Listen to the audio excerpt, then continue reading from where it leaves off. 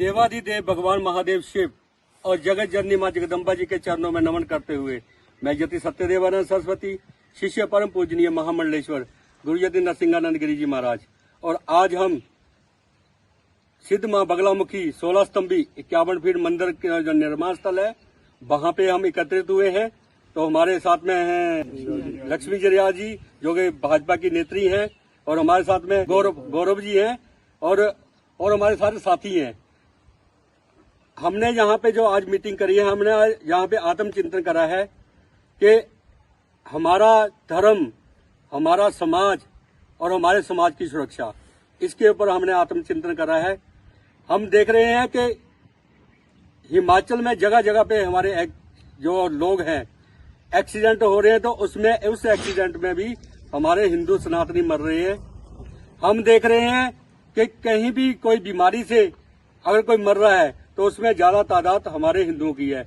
अगर कोई बुजुर्ग मर रहा है तो उसमें भी तादाद हमारे हिंदुओं की है। हम लोग निमंत्रण देखते रहते हैं, जब हम हिसाब लगाते हैं तो हमें जो अंत्योष्टि का निमंत्रण है वो बहुत ज्यादा हम मिलते हैं, और जो जसूटन जिसको गूंत बोलते हैं, जसूटन का निमंत्रण है वो बहुत कम मिलते हैं। तो हमने एक हिसाब लगाया है, जब हम ये आत्मचिंतन करते हैं कि क्या हो रहा है समाज में, तो हमने एक आत्मचिंतन किया, तो उसमें हमने ये पाया है कि देवीय शक्तियां, आज हमारी देवी शक्तियां हमसे रुष्ट है, और ये जो काली शक्तियां हैं, ये जो असुरी शक्तियां हैं, ये प्रबल हो गई हैं, जिसके कारण इतना त्रासदी, इतना अभी तो कोई बाढ़ भी नहीं है, भूकंप भी नहीं है, कोई ऐसी भी नहीं है, लेकिन फिर भी हमारे लोग मारे जा रहे हैं। अभी पीछे हमने देखा जब त्रासदी आई थी हिमाचल प्रदेश में, तब भी हमने अगर आंकड़ा देखें आप तो 90% हमारे सनातनी लोग मारे गए थे, हमारे हिंदू लोग मारे गए हैं। हमारे घरों के घर खाली हो गए हैं, घरों के जो दीपक जलाने वाले हैं वो खत्म हो रहे हैं, और एक तरफ इन असुरों की संख्या, इन जिहादियों की संख्या बढ़ रही है। तो हम लोग इसी उद्देश्य को लेके आत्मचिंतन कर रहे थे आज। तो हमने पाया कि हमें उन मां और महादेव की शरण में जाना पड़ेगा, मां और महादेव की आराधना करनी पड़ेगी, ताकि मां और महादेव हमारे सनातनियों को सद्बुद्धि दें, हम लोगों को शक्ति दें, हमारे परिवार की रक्षा हो, हमारे धर्म की रक्षा हो और हमारी रक्षा हो। इसी उद्देश्य को लेके हम लोग यहाँ पे ये जो अभी गुप्त नवरात्रे आ रहे हैं, इन गुप्त नवरात्रों में 19 जनवरी से लेके 28 जनवरी तक हम लोग मां पीताम्बरा बगलामुखी का हवन करने जा रहे हैं। इसी स्थल पे जो मां बगलामुखी का निर्माण स्थल है, जहां पे महाकाल का मंदिर बनेगा, श्री महाकाल का मंदिर बनेगा, वहीं पे हम लोग ये मां बगलामुखी का यज्ञ करने जा रहे हैं, जिसका जो अग्नि प्रवेश है ये इस संक्रांति को 14 तारीख को यहाँ पे अग्नि प्रवेश होगा, जिसमें हम एक खिचड़ी का प्रोग्राम रखेंगे, खिचड़ी का भंडारे का प्रोग्राम रखे हुए हैं। जितने भी सनातनी हमें जानते हैं या जो सनातन धर्म के मानने वाले हैं, सभी इसमें सादर आमंत्रित हैं। मेरा आह्वान है सबको कि आओ सब मिलके मां और महादेव की शरण में चलें।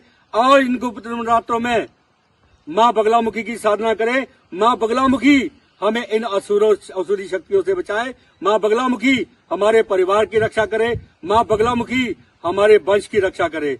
बस इसी उद्देश्य से हम ये कार्यक्रम करा रहे हैं। हाँ, तो अब मैं चाहूंगा कि हमारी भाजपा की नेत्री लक्ष्मी जरियाल जी अपने 2 शब्द कहेंगे।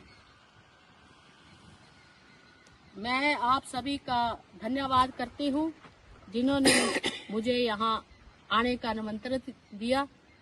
उनको मैं सबको प्रणाम करती हूँ और महाराज जी को प्रणाम करती हूँ, और मैं ये बधाई देना चाहती हूँ और धन्यवाद करना चाहती हूँ कि जिन्होंने ये प्रण किया कि यहाँ पे एक महादेव का मंदिर बनना चाहिए और एक बगलामुखी का मंदिर बनना चाहिए, अखाड़ा महादेव का बनेगा।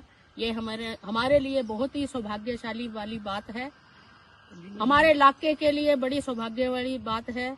हम सबको, इलाका के लोगों को और सेवकों को इनका सबसे ज्यादा बढ़ चढ़कर सहयोग करना चाहिए। हमें ये खुशी होनी चाहिए कि हमारे इलाके में ये चीजें बढ़ रही है, तो हमें जो भी हमारे पास तिल फुल है वो इनका आकर सहयोग करें।